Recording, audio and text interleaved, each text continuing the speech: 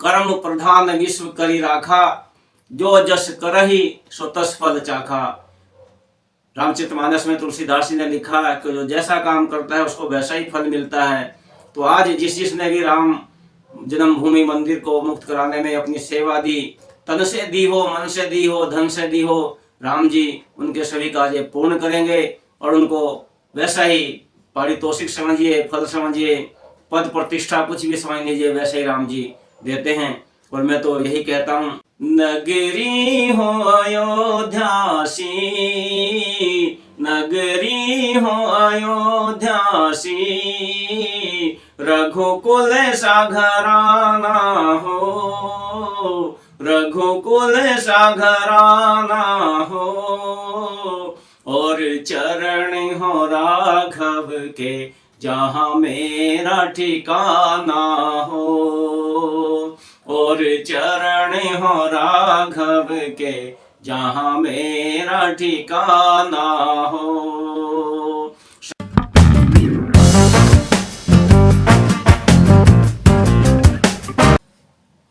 नमस्कार, detail discuss में आपका स्वागत है। मैं हूं राम और आज हमारे साथ में राम मंदिर पर चर्चा करने के लिए जो मेहमान हैं उनका मैं परिचय करा देता हूं। विश्व हिंदू परिषद से प्रांत सत्संग प्रमुख श्रीमान राजेंद्र सैनी जी आज राम मंदिर पर चर्चा करने के लिए हमारे चैनल पर उपस्थित है। आपका हमारे चैनल पर बहुत बहुत स्वागत, अभिनंदन। सभी को जय श्री राम। राजेंद्र जी, आज जब 500 वर्षों के संघर्ष के बाद में 22 जनवरी को अयोध्या के अंदर राम मंदिर की प्राण प्रतिष्ठा होने जा रही है, तो इस विषय को लेकर आप इसे कैसे देखते हो और आप इस विषय को लेकर बहुत खुश होंगे विश्व हिंदू परिषद के सभी कार्यकर्ता? कि होगा वही जो राम रचि राखा, को करी तर्क बढ़ा वही शाखा। राम जी को जो मंजूर है वही होना है, और राम जी को वो मंजूर है जो उनके भक्तों को मंजूर होता है। क्योंकि भगवान ने कहा कि मैं तो हूँ भक्तों का दास, भगत मेरे मुकुटमणि। और उन लाखों करोड़ों भक्तों की इच्छा थी कि राम जी अपने घर में आए, राम जी अपने घर में आकर विराजमान हों। 1528 में बाबर के सेनापति मीर बाकी ने बाबर के आदेश पर श्री राम जन्मभूमि का जो मंदिर था उसको ध्वस्त किया था। जी जी। 15 दिन तक लगातार राम भक्तों ने संघर्ष किया, युद्ध किया, संग्राम किया, और 1,74,000 राम भक्त वहां पर शहीद हुए। उसके बाद ही मीर बाकी श्री राम मंदिर को ध्वस्त कर सका।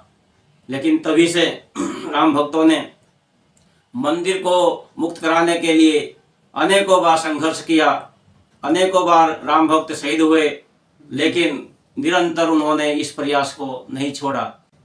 राजेंद्र जी, 1990 में 1992 में जो आंदोलन चला और विश्व हिंदू परिषद ने इसमें बढ़ चढ़कर हिस्सा लिया, तो उस समय से मैं देख रहा हूँ आप संगठन में जुड़े हुए हो, तो उस समय क्या घटना घटी थी, आप कुछ हमारे दर्शकों के लिए बताना चाहोगे? राम भक्त कहीं भी हो, किसी भी जगह हो, उनके अंदर एक पीड़ा होती है अपने आराध्य के लिए। तो इसी तरह 1983 में उत्तर प्रदेश के मुजफ्फरनगर जिले में, जिसको हम लक्ष्मी नगर कहते हैं, एक हिंदू सम्मेलन हुआ जिसमें पूर्व प्रधानमंत्री गुलजारीलाल नंदा जी और उत्तर प्रदेश के श्री दाऊदयाल खन्ना जी, जो 5 बार मुरादाबाद से विधायक रहे, वे सम्मिलित हुए। दाऊदयाल खन्ना जी ने प्रस्ताव रखा कि राम मंदिर को मुक्त कराया जाए। एक वहाँ प्रस्ताव पास हुआ और तभी से इसका संघर्ष आरंभ हुआ। बाद में जो गोरक्ष पीठ है गोरखपुर में अपनी, तो उसके जो पीठाधीश्वर थे वर्तमान मुख्यमंत्री योगी आदित्यनाथ जी के परम गुरुदेव महंत अवैधनाथ जी इसके अध्यक्ष बने, और 1989 में फिर से संघर्ष शुरू हुआ। और स्वर्गीय श्री राम मंदिर के पुरोधा श्री अशोक सिंघल जी इसके महामंत्री बने, और उन्होंने जन जन तक इस आंदोलन को पहुंचाया। कई बार कार सेवा हुई राम मंदिर को मुक्त कराने के लिए, लेकिन तत्कालीन सरकार ने राम भक्तों पर, कार सेवकों पर गोली चलवाई। हजारों राम भक्त इस आंदोलन में शहीद हुए, लेकिन फिर भी राम भक्तों ने अपने आराध्य देव को की जन्मभूमि को मुक्त कराने के लिए प्रयास कम नहीं किया और प्रयास को अधिक बढ़ाते ही चले गए। राजेंद्र जी, आप भी इस पूरे आंदोलन से जुड़े हुए रहे, तो आपकी भी इसमें भूमिका रही, तो कुछ आप उस समय जो आपकी भागीदारी रही, अगर हमारे दर्शकों को बताओ, आप किस प्रकार संघर्ष करते थे उस समय? उस समय मेरी उम्र 23-24 साल रही, और जब राम जानकी रथ यात्राएं निकली मैं उनमें सम्मिलित रहा। शिला पूजन हुआ जिसमें 6.25 करोड़ लोगों ने शिला पूजन में भाग लिया, उसमें भी मैं सम्मिलित रहा।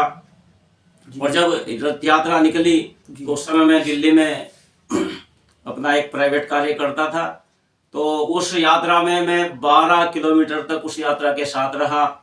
और हमारे आज के यशस्वी प्रधानमंत्री श्री नरेंद्र मोदी जी भी उस यात्रा में थे, उस यात्रा के संयोजक थे। तो मैंने नज़दीक से उनको देखा है, उस रथ के पीछे पीछे मैं भी भागा चला गया, कभी आगे कभी पीछे, और 12 किलोमीटर तक उस यात्रा को मैंने सुना, उसके साथ रहा और उसमें सेवा भी की। जगह जगह जो यात्रा में हमारे राम भक्त चल रहे थे उनके लिए जलपान की व्यवस्था भी की गई, उसमें उस सेवा में भी मैं साथ रहा। और उसके बाद अयोध्या जी में भी मैं 3 बार होकर आया हूँ। सरयू माँ का आशीर्वाद मिला, स्नान किया, और 50 राम भक्तों के साथ एक बार गया और 40 राम भक्तों के साथ एक बार गया। और हमारे गांव से एक बस गई थी कार सेवा के लिए 1992 में, उस कार सेवा में भी मैं सम्मिलित हुआ। राजेंद्र जी, जब आप 22 जनवरी को प्राण प्रतिष्ठा होने जा रही है, ये हम सौभाग्य की बात तो है ही, 500 वर्षों के बाद में ये हम दिन देख रहे हैं, तो आप इसे कैसे देखते हो? कितनी खुशी होती है जब आप ये राम का मंदिर बनते हुए देख रहे हैं?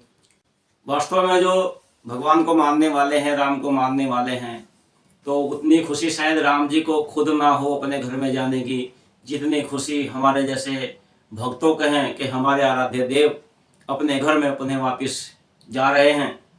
496 वर्षों के संघर्षों के बाद, हजारों लाखों राम भक्तों के बलिदान के बाद 22 जनवरी 2024 का दिन हमें देखने को मिल रहा है। इससे बड़ी खुशी हमारे लिए कुछ नहीं है। और हम और हमारी ये पीढ़ी बहुत सौभाग्यशाली है।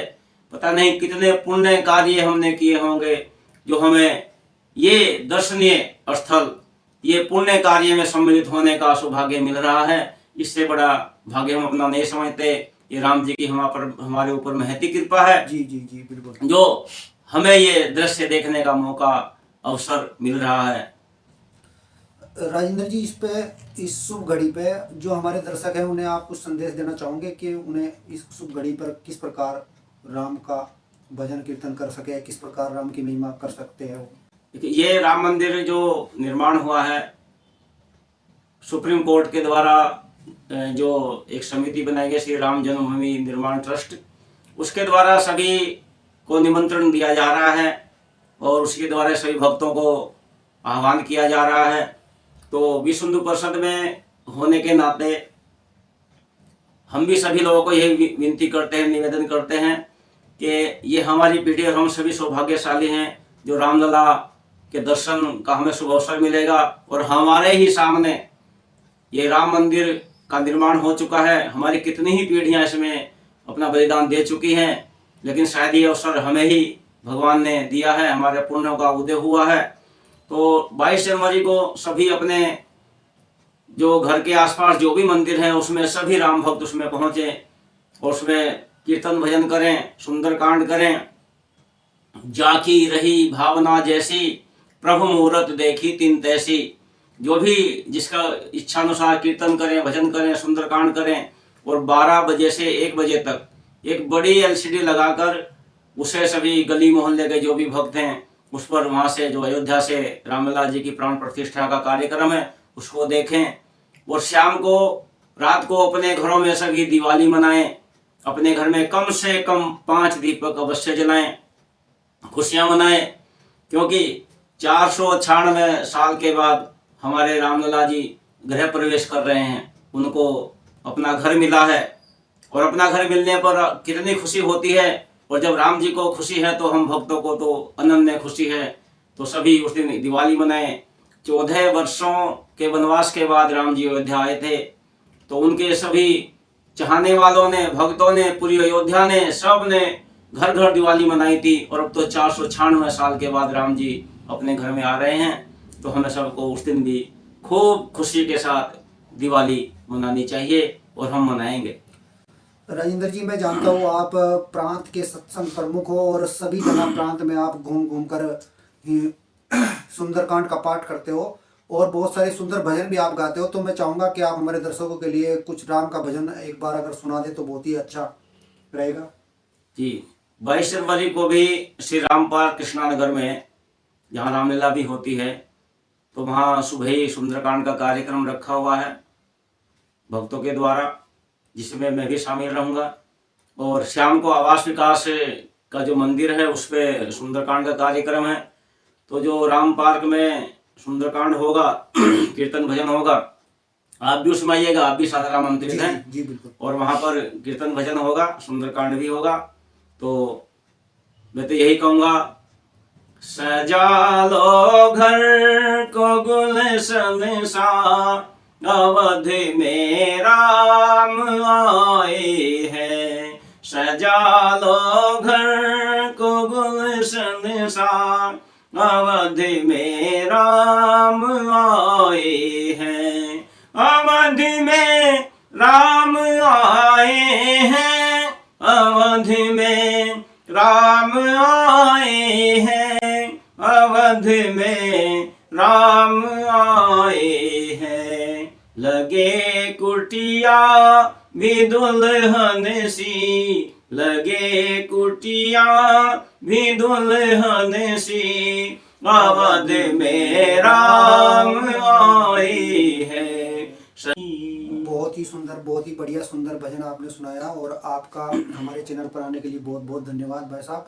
और दर्शकों, आपको भी अगर आपको ये हमारी वीडियो पसंद आई हो तो आप हमारे चैनल को सब्सक्राइब कर लीजिए और वीडियो को लाइक शेयर जरूर कर देना।